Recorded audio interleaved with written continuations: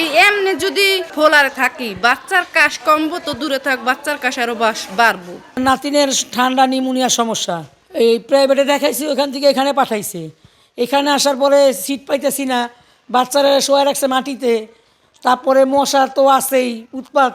বাচ্চা নিয়ে আসি, জ্বর ঠান্ডা বাচ্চা, ঠিক আছে। সকালবেলা ধরেন এই যে তারা আসে, ঠিক আছে, দিনে একবার ডাক্তার আসে, তাও তাদের সাথে ঠিক মতন কথা বলা যায় না।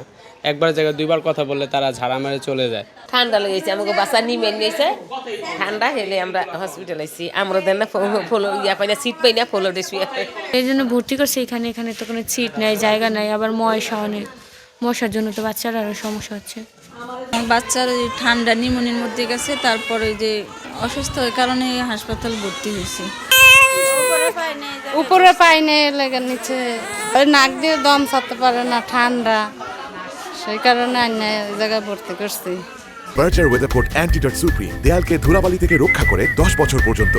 ধুলো ময়লার সুপ্রিম সমাধান। আমার বাচ্চা হলো ঠান্ডা লাগছে, ডাক্তার দেখাইছি, ডাক্তার বলছে ভর্তি হইতে, এরপরে ভর্তি হয়েছি আজকে। আমার বাচ্চার ঠান্ডা জ্বর, কিন্তু না সেরা দেখতেছে একটা ডাক্তার এখন ধরে আসে নাই। হঠাৎ বাচ্চার ঠান্ডা লাগছে, নিউমোনিয়া জ্বর, এজন্য আমরা এসে হাসপাতাল ভর্তি হয়েছি। সিট পাইনি, নিচে বসছি। ঠান্ডায় অনেক বেড পাই না, রোগী ভরা, অনেক লেগে যে বাইরে বহা। আমার বাচ্চার নিউমোনিয়া হয়েছে, কিন্তু এই জায়গায় বেডে, ওই জায়গায় সিট পাইতেছি না, কিন্তু বেডে আছি। আরও ঠান্ডা, আরও বেডের থেকে ও নিচের থেকে উঠতেছে, পাখার থেকে অনেক অসুবিধা হইতেছে, ঠান্ডা কমতেছে না।